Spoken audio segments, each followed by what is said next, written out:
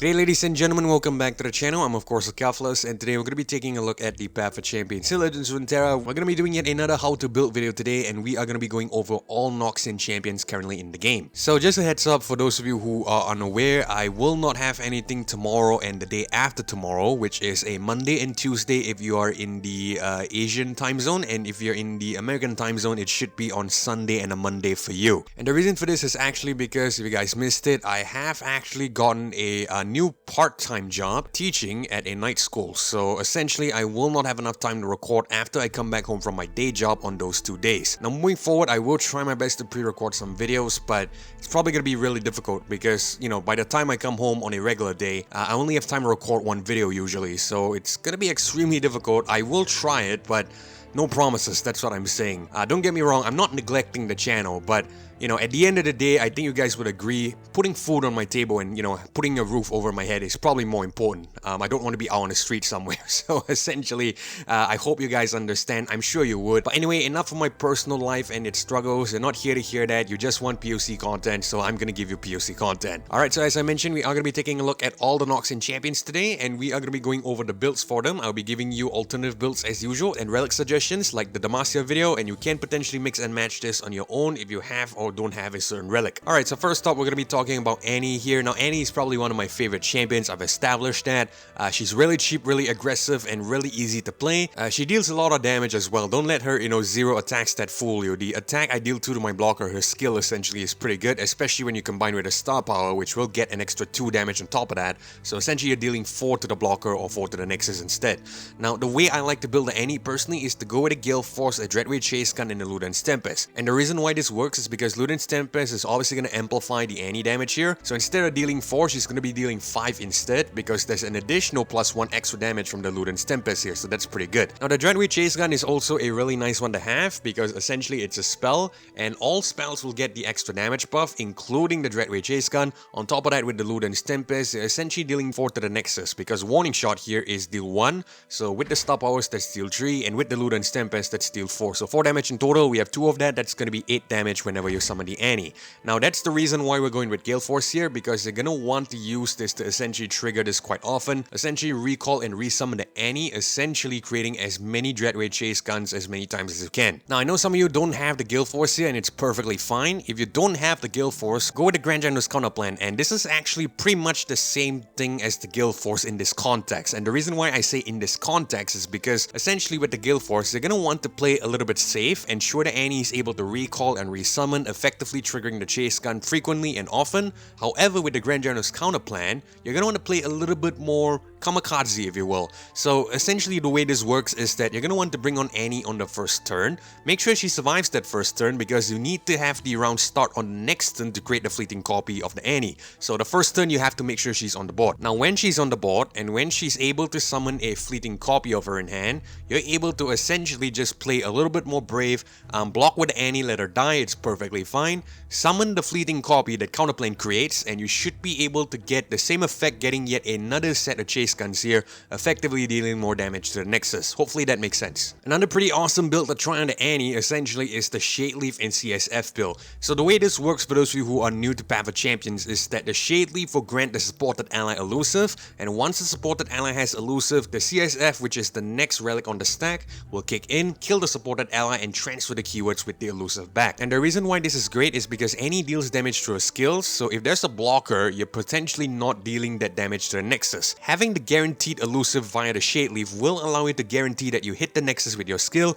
effectively dealing enough damage. Now another build that I would recommend here is the Guardian Orb Annie build. So this is pretty interesting because essentially you're having Annie coming onto the board quite frequently, being able to grant a lot of epic items to cards in your deck. Now in this case I have 2 Guardian's Orbs, which is obviously much better, but even if you don't have 2, it's still fine. You can work with 1. Obviously it just means that you're gonna grant less items to cards in your deck. Once again, Gale Force here can be swapped out for Grand General's counter plan, and you're able to essentially play a little bit more brave, block one Annie, make her die, summon a fleeting copy, and then trigger Guardian's Orb again. Pretty much the same thing. The only difference is that instead of creating warning shots in the Dreadway Chase Gun build, you're actually granting epic items to 3 random cards in your deck. That's the only difference here. Alright, so some common relic suggestions that I would recommend here are probably Armadillo Shell, Soul Spear, and Banshee's Veil. So there are 2 defensive items here, as you can probably already tell, Armadillo Shell and Banshee's Veil. The reason why I recommend these 2 is pretty simple. Let's talk about Armadillo Shell first. +0/+1 and tough is pretty nice on the Annie, because you must remember she is a fairly weak unit in terms of health. She's really susceptible to stuff like the Mystic Shot.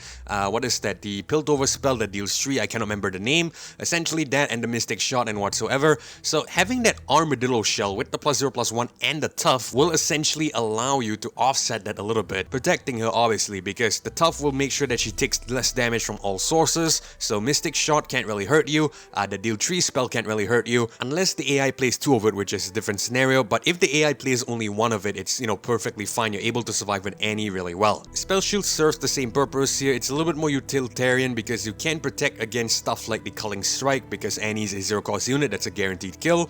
Culling Strike, Vengeances, Obliterates, and I believe many other stuff in the process, even stunts and the like. The only drawback here for Banshee's Veil and Spell Shield is that once it's removed in that particular game, you're really susceptible to damage here. Now the other common relic that I would recommend is a Soul Spear, +1/+0 and Fearsome. This is a really good relic for Annie because it's a really aggressive relic.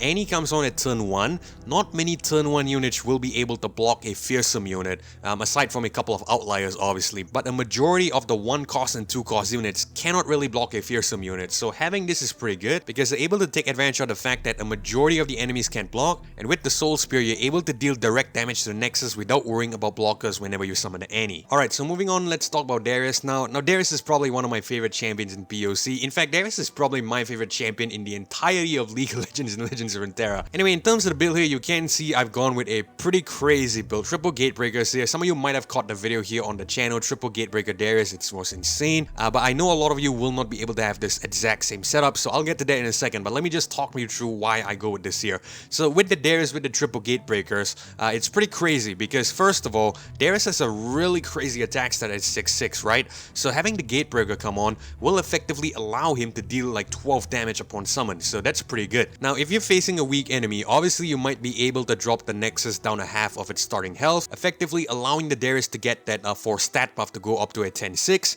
and then that third Gatebreaker will kick in, allowing that Darius to essentially strike for more damage, so that's pretty crazy. If you don't have Triple Gatebreakers, you can go with double or at least one of it, it's still perfectly fine. But either way, if you are running Gatebreakers on Darius here, it's highly recommended that you try to grab something like a duplicate if you're really lucky, obviously. Shadow Totem works as well, even the, what is that thing, the Stabilize, where you get to summon an ephemeral copy of a champion. That's pretty crazy because they're able to essentially trigger Gatebreakers several times. Now in the event that you don't have Triple Gatebreakers, you don't even have double Gatebreakers, you only have one, or you know, even if you don't have one, I'll get to that in a second, you can go with some other alternatives here. It's still perfectly fine.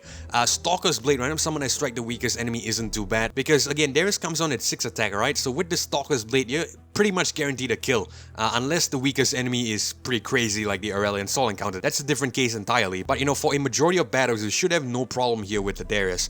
Berserker's Buckle is pretty good on him as well because you want him to survive a little longer. He doesn't have regen like Garen, you must remember. So Berserker's Buckle will allow him to get some stat back in case, you know, he's attacking and effectively you are gonna get some damage in return, so that is something you can consider.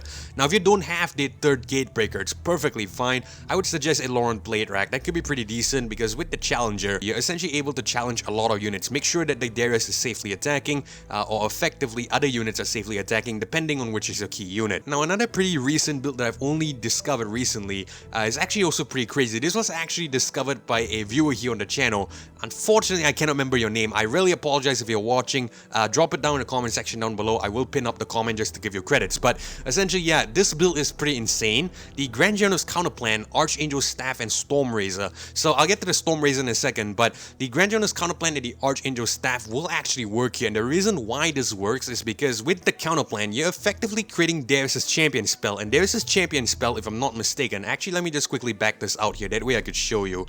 Darius' champion spell is the Decimate, which means you'll deal 4 to the enemy Nexus. With the Grand Journal's counterplan, you're creating Decimates almost every single round because you're creating a fleeting copy of Darius, and the fleeting copy will convert into the champion spell, so you can potentially play that almost every single round, guarantee 4 damage to the Nexus. It's pretty insane. So the common relic here, the Storm Razor, is pretty good because with the quick attack, you're able to attack with the Darius safely, not worry about him taking damage on an attacking turn, so that's gonna protect him a little bit. Alternatively, if you feel like you want to play a little bit more defensive, you can go to Warmock's Armor instead.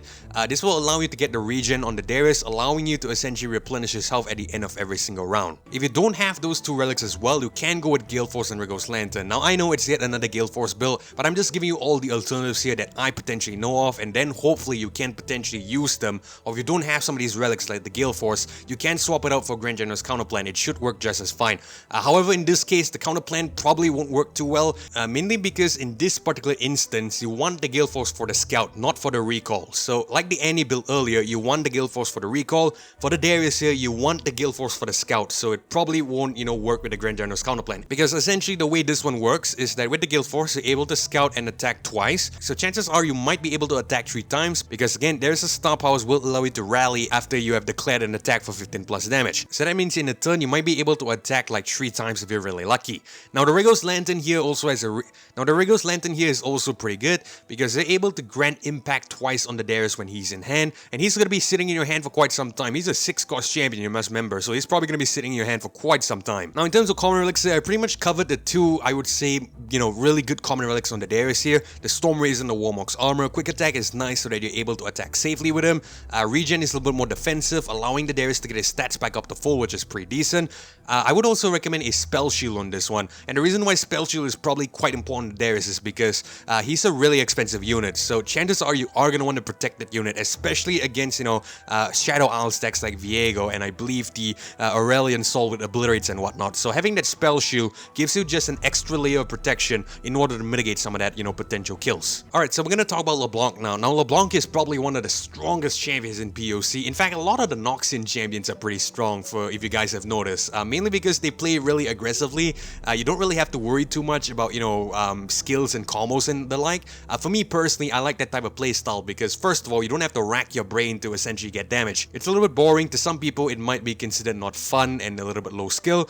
But to me personally, as I mentioned many times, I'm all about practicality and pragmatism. If it works, it works. If it wins you games, it's great. So for me, I would definitely recommend some of these champions. Now in terms of the LeBlanc here, the Gale Force and Gatebreaker build. Now in terms of the LeBlanc here, I am running yet again a Gale Force and double Gatebreaker. I will give you alternative builds as before, but let me just talk you through why I like this build here. So Gale Force is really crazy on LeBlanc because her star powers here will allow you to summon a Ephemeral LeBlanc. So therefore, attacking twice will allow you to summon 2 Ephemeral LeBlancs, which is pretty crazy, provided that you level up the champion, obviously. But yeah, essentially it's still pretty insane in my opinion. Now the reason why I pair this up with a the Gatebreaker is because that Ephemeral LeBlanc that is going to be created will also get the Gatebreaker. So that's pretty insane because you're essentially getting a lot of direct Nexus damage for pretty much nothing in my opinion. And because you're already going to be summoning a regular LeBlanc, that regular LeBlanc will strike with Gatebreakers as well. So that means on one turn, if we get my math correctly here, there's going to be 2 attacks, so that means there's probably going to be 3 LeBlancs in total because the first one's the regular summon, the second one is the first attack, the third one is from the second attack because of Scout, and that means there's a total of 3 LeBlancs in total. All 3 are going to strike with double Gatebreakers if you have them. In my case, I do. That means there's going to be 6 Gatebreaker strikes. LeBlanc is going to deal 5 damage per strike, so that means there's going to be a total of approximately, I say approximately because I'm not taking into account the level ups and stuff, but essentially it should be around that ballpark of 30 damage or so. Now once again, if you don't have the Gale Force, Grand Journal's counterplan is fine. In this case, yes, the Scout is important, but you don't really need the Scout necessarily in this one. If you're able to essentially consistently summon the LeBlanc, you don't really need the Scout, although the Scout will be better because you're gonna be able to get, an extra LeBlanc. It's not necessary here. So again, like I mentioned, the Gale Force is a little bit, flexible, I would like to call it. Sometimes you want the Gale Force for the Scout, sometimes you want the Gale Force for the round and recall. I guess a really simple way to remember remember is like so. If we're using the Gale Force for Scout, there isn't really an alternative here. But if we're using the Gale Force for the recall, the alternative can be a Grand General's counterplan. Hopefully that makes sense. I think I'm going to put that up on your screen. That might be important for you guys to know. Alternative for a Scout on the Gale Force, there's practically nothing. Alternative for a recall on the Gale Force, probably the Grand General's counterplan. Alright, so coming back to the GGC, like I mentioned with the Annie earlier, so you might want to play a little bit more brave with the LeBlanc here, a little bit more kamikaze. You might want to just kill her off on some defensive turns if you're able to summon a fleeting copy of her. Very important. Make sure that the Grand General's counterplan is triggered. You have a fleeting copy of LeBlanc in hand before you go all in and, you know, just sacrifice her like that. That's gonna be a waste if you do it on the first turn. Usually it's on the second turn. Just a quick little reminder. But essentially, yeah, use the Grand General's counterplan, resummon the LeBlanc, have the Gatebreaker strike. You're effectively doing the same thing like Gale Force. Now here's a really interesting one, and I've been waiting to talk about this for quite some time. So this is a little bit sad actually, because previously, before this, you can use Guardian's Angel on LeBlanc. I think you still can, but it's probably not as good. And the reason why I say that is because of the new effect of Guardian's Angel there. Some of you might not be aware of this, but Guardian's Angel has been stealth nerfed, if that makes sense. Because as you can see here, last breath, if it's the first time I've been slain this game, revive me with 1 health. Before this, it was if it's the first time I've died this game, and this makes a huge difference because when it says die, it means the champion can die by your own hand. And what I mean by my own hand is that if we kill the champion ourselves. However, now that it's changed to slain, that means that the enemy has to kill your LeBlanc, and that's the only way it can trigger the Guardian's Angel. And the reason why this is pretty sad is because if you picked up the Stabilize or the Shadow Totem when it was still considered the first time I've died this game, you're able to essentially create an infinite loop of LeBlancs. That's pretty insane. However, now that it's changed to slain, this only triggers if you're killed by the enemy. So this is actually pretty sad here, and the reason for that is because the Shadow Totem and the the Stabilize here will no longer work as well with the LeBlanc. So what this means is that because now it's slain, that means you only will be able to get the Guardian's Angel buff if the enemy kills you. And how does this operate in terms of the Shadow Totem as well as the Stabilize power is that mainly because those will immediately summon, and if you're running a Gatebreaker build here, upon summon it's gonna strike the enemy Nexus. Those will die, but it's not dying by the enemy's attacks or skills or spells. That means it's not considered a slain. Therefore, you're not able to trigger the Guardian's Angel again, effectively cancelling out or stopping the loop there and then, if that makes sense. That being said, however, it is still not impossible to create an infinite loop LeBlanc, and this is how you're going to want to do it. Use Archangel's Staff and of course double Gatebreakers here, but Archangel's Staff is probably the ticket here, and the reason why this works is because they're able to refill your mana every single round. So with the LeBlanc here, you're going to want to create Mirror Image first, and once you've created Mirror Image, you're going to use that Mirror Image to copy the LeBlanc, essentially summoning an ephemeral copy of her, striking, and then creating another Mirror Image, and effectively just playing it over and over again. Now the Mirror Image is going to cost you some mana, so that means you are going to want to try to grab the Archangel's Staff or any kind of spell reduction to potentially help you out. Now this is probably not the most consistent way of getting the infinite loop, but it is a method, a possible method at the very least. I haven't personally tried it out myself, but I've read it online, so I thought it might be pretty good. We might give this a go and just test it out whenever I can. Now once again, another good build here on the LeBlanc is the Guardian's Orb build. So the same thing like the Annie, Gale Force, and double Guardian's Orb, you're going to be able to get a couple of epic items onto your, into your deck here. Generally, the Guardian's Orb build is pretty good on a lot of cheap champions. So Annie obviously is really good. LeBlanc, I think Diana could be good as well. We'll get to that, when we get to her. But essentially, yeah, the Guardian's Orb build is pretty good on a lot of cheap champions. So it's pretty decent overall. Same story like the Annie, so I'm not going to talk too much here. In this case, you want Gale Force for the recall. So again, as I mentioned, if you want the Gale Force for the recall, the alternative is Grand General's counterplan. If you need the Gale Force for the scout, there's really nothing else you can consider. But yeah, in this case, we want the Gale Force for the recall. So the alternative that you can go for here is the Grand General's counterplan. And as I mentioned before, you're going to want to play a little bit more brave, a little bit more kamikaze, block with the LeBlanc in order to summon the fleeting copy. So yeah, that's pretty much it. Now, in terms of counter elixir, there's actually quite a few selections that you can go with the LeBlanc here. Armadillo Shell, again like the Annie, 0-1 and tough will allow you to protect her a little bit. Remember, her stat is pretty much the same like Annie here, so having this will actually protect the LeBlanc a little bit. Giving her that survivability into the Mystic Shot as well as the other Piltover spell. I still can't remember the name, but essentially, yeah, that will give her a little bit of survivability, so it's pretty decent here. Overwhelm is pretty nice because essentially she has a really high attack stat, so you can potentially go Troll King's Crusher. On that note, if you have the Troll King's Crown, which is the rare option, definitely go with it. But if you don't have that, that the common item, which is the Troll-King's Crusher, is still pretty fine. The only difference is, I believe I mentioned, the Troll-King's Crusher will only give the LeBlanc and the LeBlanc alone the overwhelm, whereas in the Troll-King's Crown, it's for the entire board.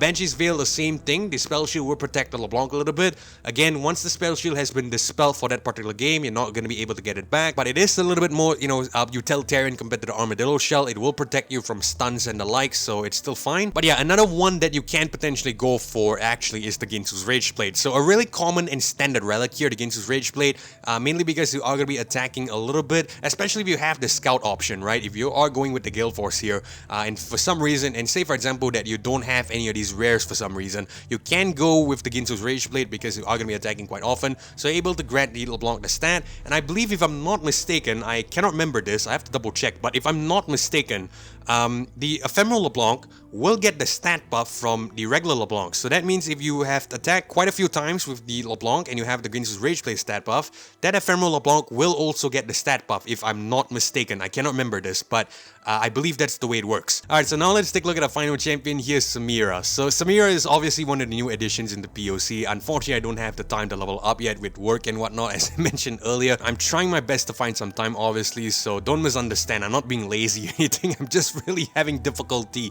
finding time to grind at the moment. But anyway, yeah, in terms of the Samira here, right? I'm going with Archangel Staff and Ginsu's Rage Blade at the moment. So the reason why I'm going with Archangel Staff is because the Flare here, I believe is a 1-cost spell, if I'm not mistaken. Let me just double check it for you. I believe the Flare is a 1-cost spell, right? Yes, it is a 1-cost spell here. So that means we might be able to use the Archangel Staff, create some mana in order to guarantee that we're able to play the Flare, along with some of the other spells here in the deck, like the Stylish Shot and the Death's Hand as well. The Archangel Staff could be pretty decent here. So essentially what I'm trying to say here is that I'm just giving myself, more mana to work with. That way we're able to use Samira more effectively, in my opinion. Now you might be wondering what's the point against his Rage Blade here. Now the reason why I'm going with this is because firstly, it's a beginner relic and it's really easy to use, and I find it to be quite effective on Samira, surprisingly. Not really sure it's surprising, but I do find it quite effective, that's for sure. And the reason why it is so is because I find myself attacking with Samira a lot, so having the Ginsu's Rage Blades to raise her stats in stages consistently is pretty good. Now obviously if I had another rare slot here and if I had the Chemtech Duplicator, this is probably what I would go on her, because I think this could be pretty decent. You're essentially able to copy the spells that you play, so that's going to contribute towards a level up as well, which is pretty insane. So actually that's pretty decent. And with the Archangel Staff, you're essentially accelerating that, because you should be able to hit that 6+ mana gems really quickly, and once you do with the Chemtech Dupe, you're able to effectively get a couple of flares off, which is pretty insane. Now in addition to Chemtech Dupe, Dreadweight Chase Gun could be pretty decent as well, because they're able to create 2 warning shots upon summoning the Samira. Effectively you're able to play like 3 spells on, the turn 1, including the Samira. I think that should be 4, so I believe that will essentially allow you to easily level up, the second she comes on. So it's pretty much a no-brainer pick in my opinion. Now I haven't really tried this out yet because I don't have enough slots, but what I've seen and what I've heard is that Dreadweight Chase Gun is actually pretty decent as well, because they're able to essentially create 2 warning shots in hand whenever you summon Samira. Creating those 2 warning shots will allow you to essentially accelerate her level up a little bit quicker. Therefore, you're able to get her up to a level 2 much faster than usual. Alright, in terms of the common relics, I believe I mentioned the Ginsu's Rage Blade, which is obviously pretty decent, so I think I would recommend this if you guys need a common relic instead of a rare. And once again, I'm going to recommend Banshee's Veil because essentially she's a pretty weak unit, so you might want to use this to mitigate some spells. Like I mentioned, it's a single-use item or a single-use relic until the next battle, so that means it's going to be dispelled after, an enemy plays a spell, but effectively it will protect you against a wider array of things. And Samira, being a 2/2 here, she's probably weak to a lot of things. Again, Culling Strikes and Vengeances and the Obliterates and whatnot. Again, you don't want to go with the Banshee's Veil because you can pick this up in the Avengers itself. You can go with Armadillo Shell instead. +0/+1 and tough isn't too bad. Effectively, you're able to get the stat buff, protecting Samira a little bit from Mystic Shots, as well as the Piltover, as well as that, Piltover spell again. I still cannot remember the name of it, unfortunately, but yeah, that's pretty good. And another one that I would recommend is same like the Annie. I would actually go with a Soul Spear here. That could be pretty decent. Again, because Samira is pretty cheap, she comes on at 2 costs. Not many units at 2 costs are going to be able to block a fearsome Samira here. But one thing to note as well, I forgot to mention this during the Annie, I'll say it now. After you hit like 3 mana or so, it's probably probably not going to be that effective because there's going to be a lot of units that will be able to counter Fearsome. So this is like for the early turns where you want to play aggressive from the get-go. But yeah, that's pretty much it. Those are all 4 Noxian champions. Annie, Darius, LeBlanc and Samira, all 4 Noxian champions here covered in POC. So as usual, let me know some of your builds down in the comment section down below. I'm sure you guys have a lot of pretty decent builds that I am thoroughly unaware about, so definitely leave them down in the comment section down below. I'd love to read them as well as see what you guys are building on your champions. Now we are going to end things here unfortunately because we are running out of time. So if you guys enjoyed this video and found it helpful, please consider leaving a like as well as subscribing to the channel. I really do appreciate that support, but most importantly, it's so that you don't miss future episodes or uploads of Legends of Runeterra or Path of Champions content just like this one. Either way, thank you guys so much for watching as well as joining me. This is Keflo signing off. Hopefully I catch you guys in the next one. Goodbye.